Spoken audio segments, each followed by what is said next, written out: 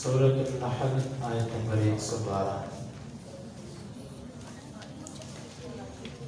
اعوذ باللہ السمیع العلیم من الشیطان الرجیم من ہمزہ ونفخہ ونفثہ۔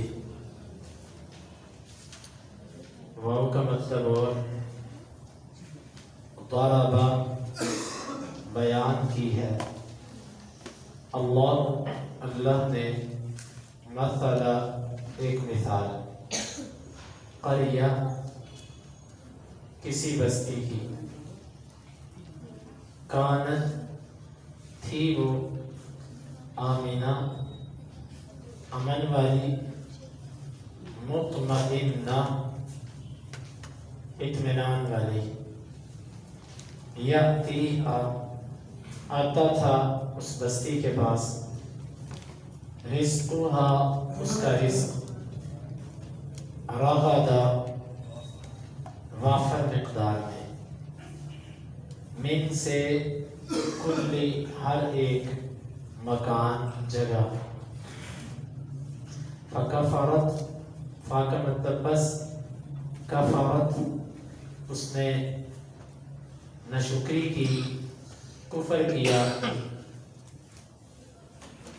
مطلب ساتھ انعمی نعمتوں کا، اللہ کی، فاذاقہا فا کا مطلب بس، اذاقہ اس نے چکھا دیا، پہنا دیا، ہاں اس بستی کو اللہ نے، لباس الجوع بھوک کا، واو کا مطلب اور الخوف خوف کا، بما بوجہ اس کے، کانوا تھے جو یصنعون کرتے،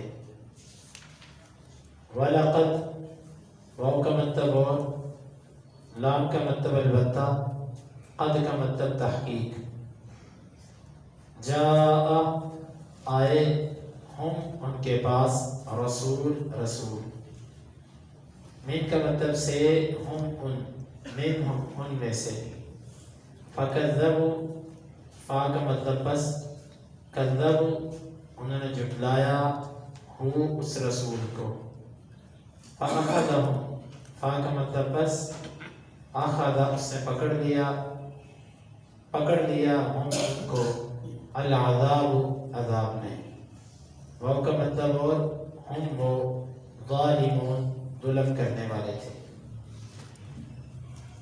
وضرب اللہ مثلا قریہ اور بیان کی ہے اللہ تعالیٰ نے ایک بستی کی مثال، کانت آمنۃ مطمئنہ تھی وہ امن والی، اطمینان والی، یأتیہا رزقہا رغدا من کل مکان ہر طرف سے اس کو وافر مقدار میں رزق آتا تھا، فکفرت بانعم اللہ پس اس نے اللہ کی نعمتوں کی ناشکری کی، فاذاقها اللہ لباس الجوع والخوف اللہ نے اسے بھوک اور خوف کا لباس پہنا دیا، بما كانوا یصنعون بوجہ اس کے جو وہ کیا کرتے تھے، وَلَقَدْ جَاءَهُمْ رَسُولٌ مِّنْهُمْ اور یقیناً ان کے پاس انہی میں سے ایک رسول آئے، فَكَذَّبُوهُ پس انہوں نے اسے جھٹلا دیا، فَأَخَذَهُمُ الْعَذَابُ وَهُمْ ظَالِمُونَ پس عذاب نے آن پکڑا انہیں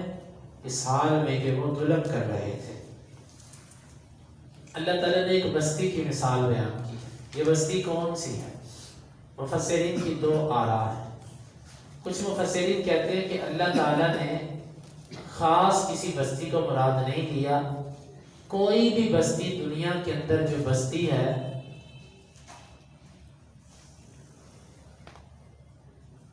کوئی بھی بستی جو دنیا کے اندر ہے وہ اس سے مراد دی جا سکتی ہے جس نے اللہ کی نعمتوں کی ناشکری کی ہو اور پھر اللہ نے اس کو پکڑا ہو، مراد دی جا سکتی ہے۔ لیکن مجاہد اور اسی طرح کئی اور مفسرین سے یہ تفسیر ملتی ہے کہ اس سے مراد مکہ ہے، مکہ کی بستی ہے۔ اللہ تعالیٰ نے اس کی مثال بیان کی، کانت آمنۃ مطمئنہ یہ امن میں تھی اور اطمینان میں تھی۔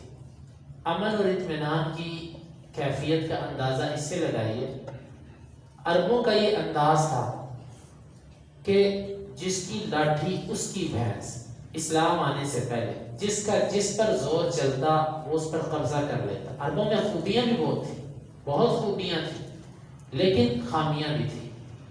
مثال کے طور پہ خامیاں بھی تھیں، ان میں خامیاں کیا تھی کہ لوٹ مار، کسی کو معافی نہیں دی جاتی تھی، مال تجارتی قافلے لوٹ لیے جاتے، کسی قبیلے سے لڑائی ہوئی عورتیں اٹھا کے لے گئے، لڑکیاں اٹھا کر لے گئے۔ یہ کچھ گھٹیا قسم کی حرکتیں کچھ عرب کے اندر پائی جاتی تھی، اس کے علاوہ کئی قسم کی خرابیاں تھیں۔ لیکن یہ جو بستی تھی مکہ، یہاں پر کبھی کسی نے شب خون نہیں مارا تھا۔ دیگر بستیوں میں رات کو دوسرے قبیلے والے آتے، رات کو کبھی مال اٹھا کے لے گئے، جانور اپنے ساتھ بھگا کر لے گئے، کبھی بندے قتل کر دیے، کبھی لوٹ مار جو ہوا کر دیے، لیکن کبھی مکے کے اندر ایسا نہیں ہوا تھا۔ کس وجہ سے؟ مکہ کے احترام کی وجہ سے۔ نہ یہاں پر قتل و غارت تھی، نہ یہاں پر لوٹ مار تھی، اور نہ یہاں پر ایسا ظلم تھا۔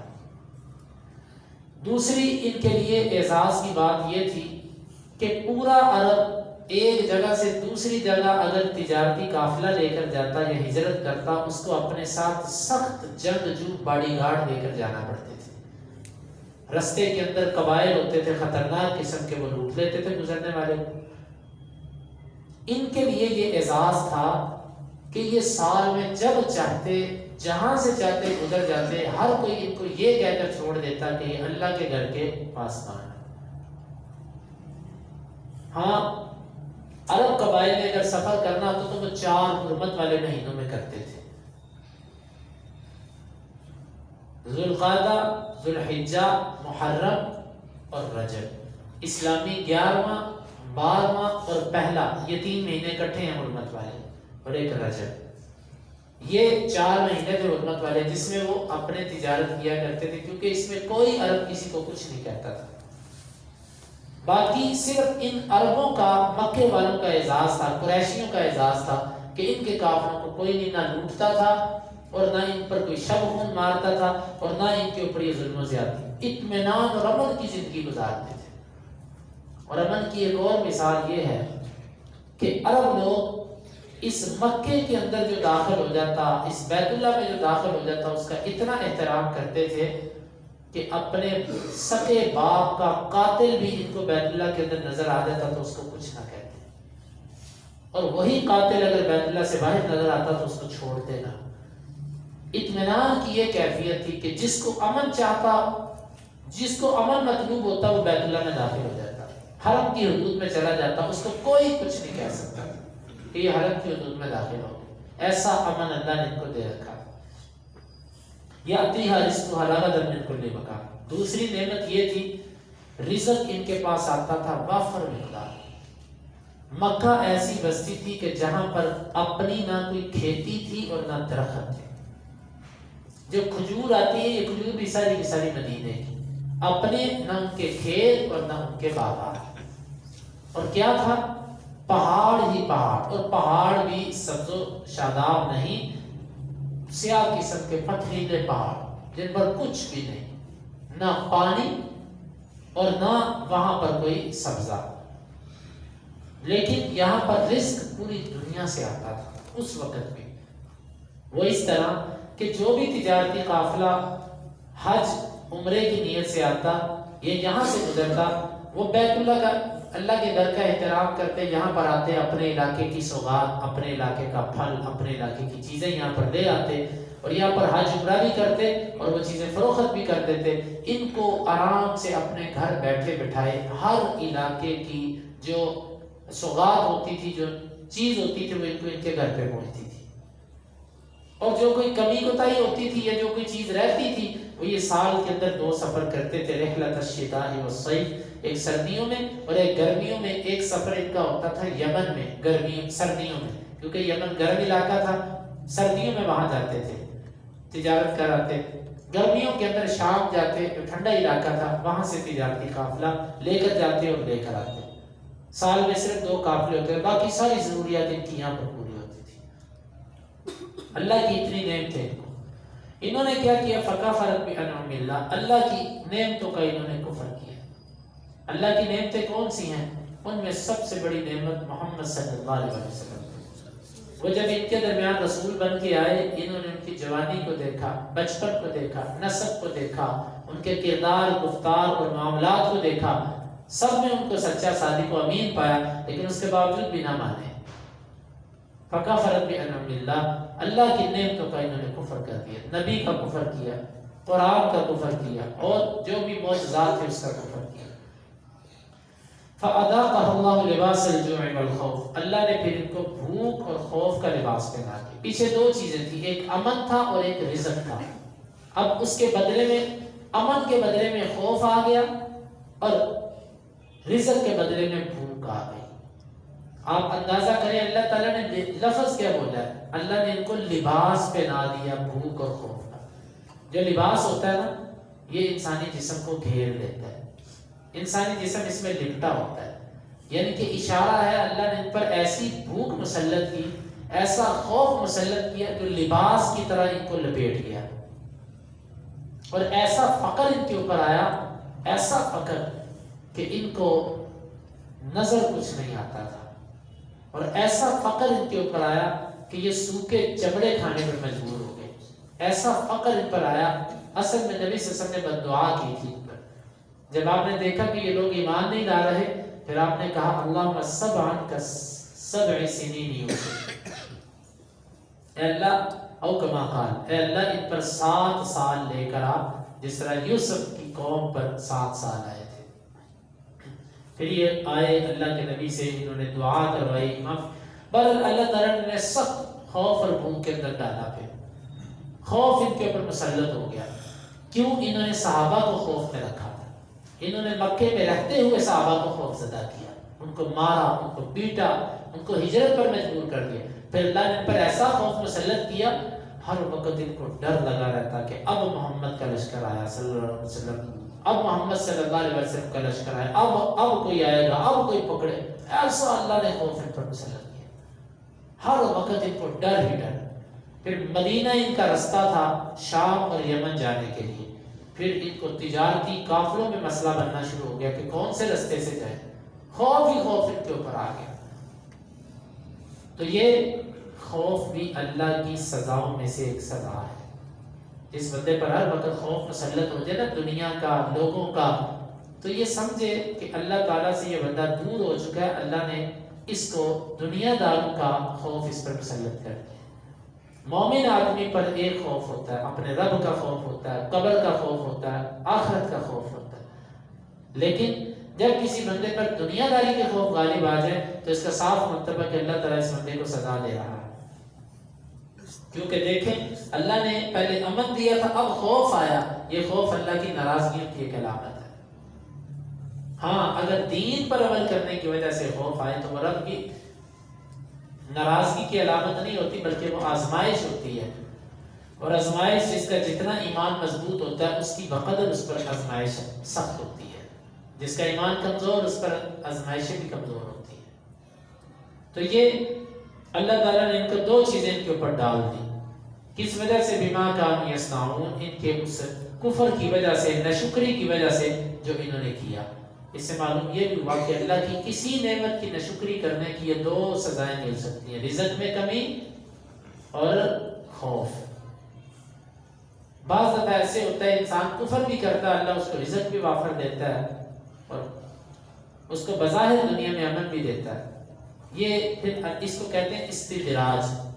استدراج کا معنی ہوتا ہے رسی ڈھیلی کرنا۔ اللہ نے ان کی رسی ڈھیلی کرنی ہے، وہ کھینچے گا، چھوڑے گا نہیں وہ، لیکن یہ بھی رب کی ناراضگیوں میں سے ایک بڑی ناراضگی ہے کہ جس طرح بندہ کسی کو کہتا ہے چل ٹھیک ہے اس کو تھوڑی سی مہلت دے، اس کا پھر علاج کرتے ہیں، یہ اللہ نے اس کو مہلت دی ہے تاکہ اس کو زبردست طریقے سے پکڑے اور سخت پکڑے، اور جب پکڑے پھر اس کو چھوڑے گا۔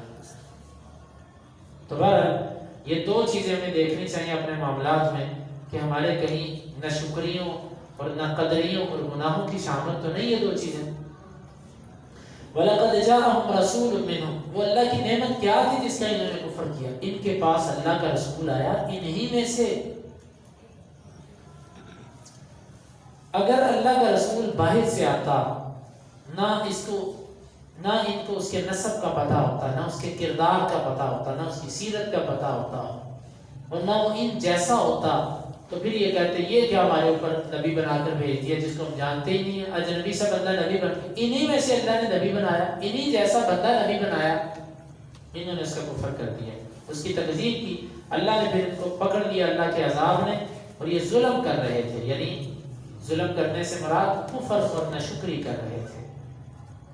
تو یہ آیت اللہ تعالیٰ نے بیان کی، اس میں اگرچہ یہاں پر مراد مکہ والے ہیں، لیکن کوئی بھی ملک، کوئی بھی علاقہ جب وہ اللہ کی ناشکری، اللہ کی نافرمانی، اللہ کی نعمتوں کے ساتھ ناقدری پر اترتا ہے، تو پھر اللہ اس کو یہ دو چیزیں اس کو مسلط کرتا ہے۔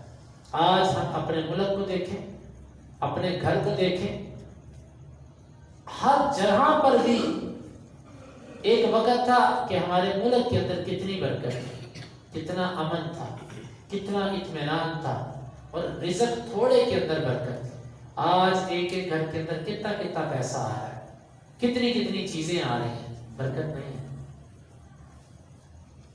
ایک پاؤ گوشت آتا تھا اور وہ سب کھاتے تھے، اب کلوؤں کے حساب سے گوشت آتا ہے اور پھر بھی اس میں برکت نہیں۔ دودھ پہلے کتنا آتا تھا اور اب دودھ کتنا آتا ہے۔ گھروں کے اندر اخراجات پہلے گھر کے کیا تھے اور اب کیا ہے۔ بھائیوں یہ سب اللہ کے نافرمانیوں کی سزا ہے۔ تو یہ دنیا کی کوئی بھی بستی ہو، کوئی بھی جہاں پر اللہ کی نافرمانی ہوں گی، یہ دو چیزیں اللہ مسلط کرے گا۔ اللہ تعالیٰ سے دعا ہے کہ اللہ تعالیٰ ہمیں اس کو سمجھنے کی اور اس کے تقاضوں کو پورا کرنے کی توفیق عطا فرمائے۔